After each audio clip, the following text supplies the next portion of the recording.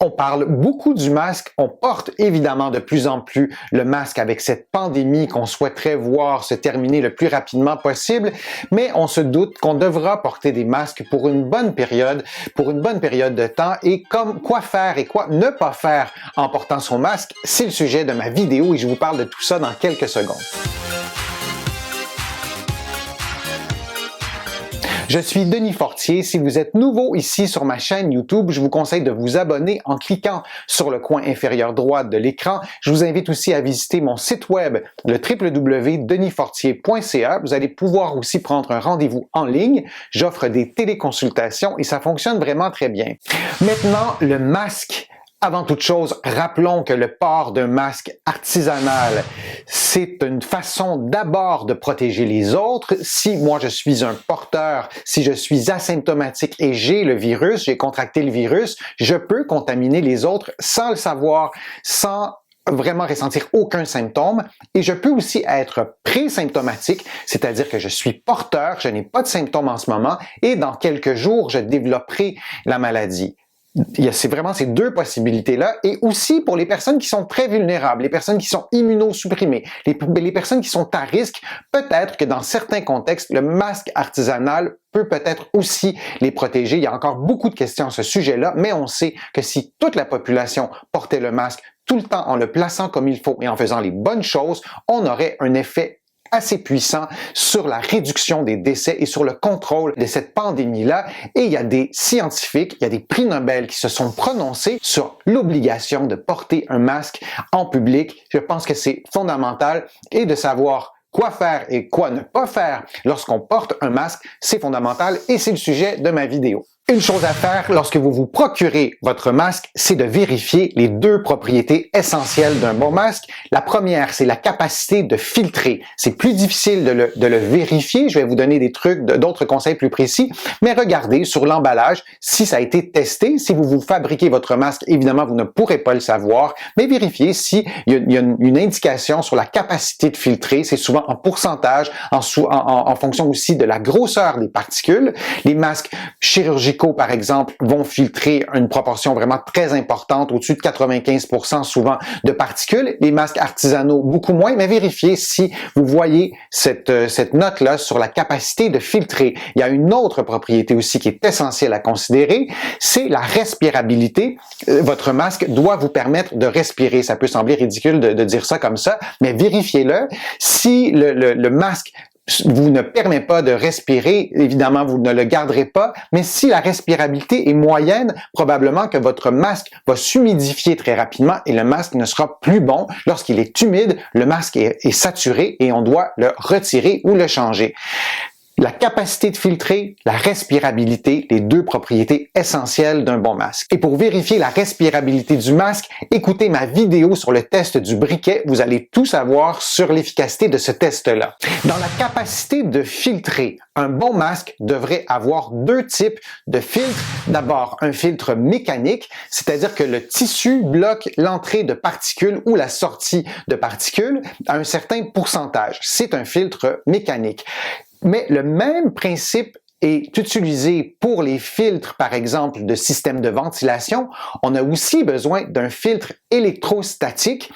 Lorsque je prends mes chats dans mes bras, leurs poils vont adhérer à mon chandail, par exemple, en raison de l'électricité statique. C'est ça, un filtre électrostatique. En raison de l'électricité statique, les particules vont adhérer au masque. Et si vous avez à la fois un filtre mécanique et un filtre électrostatique, votre masque va être plus efficace. Vous pourriez me dire, c'est bien beau, mais comment je fais pour savoir si j'ai un filtre électrostatique dans mon masque?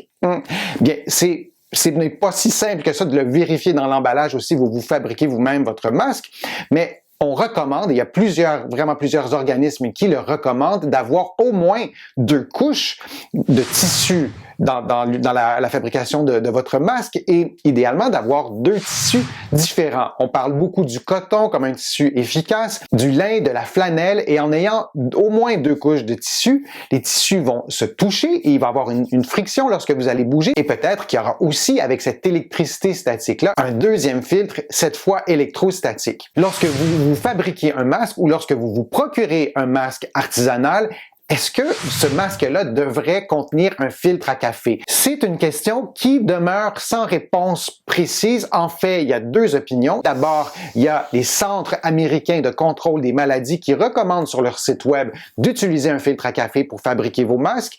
Et il y a aussi d'autres scientifiques qui déconseillent le filtre à café en démontrant que la respirabilité du filtre à café n'est pas très bonne. C'est donc deux arguments à tenir en considération. On peut comprendre que ce n'est pas dangereux de prendre un filtre à café, mais si pour vous la respirabilité est une propriété essentielle, par exemple, vous avez des problèmes respiratoires, peut-être que si vous portez un masque dans lequel il y a un filtre à café, peut-être que vous aurez de la difficulté à respirer.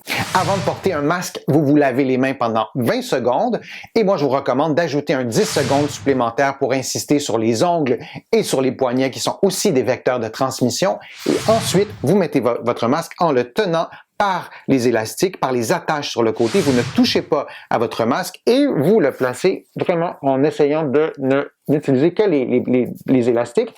Et bien sûr, c'est important d'aller ajuster votre masque pour que l'étanchéité soit assurée.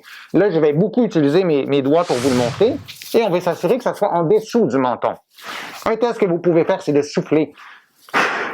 Donc, quand vous soufflez, si vous vous rendez compte qu'il y a beaucoup d'air qui passe, ça peut être un test vraiment ultra rapide pour voir si votre masque est étanche. Là, j'ai trop touché à mon masque. Vous devez toucher au minimum à votre masque et plus vous allez devenir habile en plaçant votre masque, plus vous allez être capable d'assurer l'étanchéité en plaçant votre masque le plus efficacement possible, moins vous allez contaminer votre masque. Et lorsque vous portez votre masque, bien sûr, vous ne touchez pas à votre masque avec vos doigts. Et lorsque vous le retirez, c'est la même chose. Vous utilisez les courroies ou les attaches ou les élastiques pour l'enlever. Un masque, ce n'est pas un nœud papillon. Vous ne le portez pas dans votre cou. Bien sûr, vous allez le contaminer. On a beaucoup vu ça dans les médias, de voir des personnalités publiques, par exemple, de porter un masque et de le garder au niveau du cou lorsque ces personnes doivent parler en public. Ce n'est pas une bonne idée. Vous allez contaminer votre masque, bien sûr, et votre masque va en plus toucher à vos vêtements. Et vous changez votre masque dès que votre masque est humide, évidemment si votre masque est souillé, et idéalement vous changez votre masque aux 4 heures ou même avant. Il n'est donc pas recommandé de porter le même masque toute la journée. Et vous placez votre masque immédiatement dans la laveuse ou sinon vous le placez dans un sac de plastique, mais théoriquement, votre masque est contaminé ou peut être contaminé.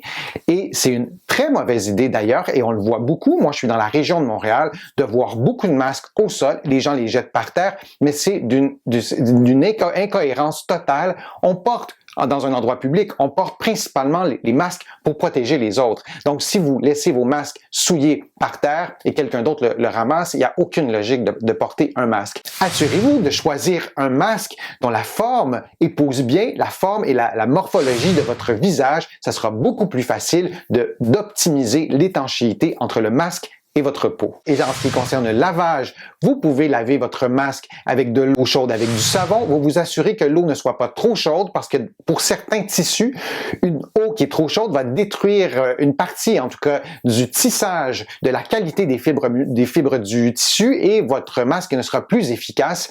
Votre masque doit conserver sa forme après l'avoir porté, et même un masque artisanal, et après aussi l'avoir lavé. Donc, si vous vous rendez compte que votre masque perd de sa forme, le masque n'est plus bon. Il y a un âge minimal pour porter un masque chez un enfant. Quel est cet âge d'après vous?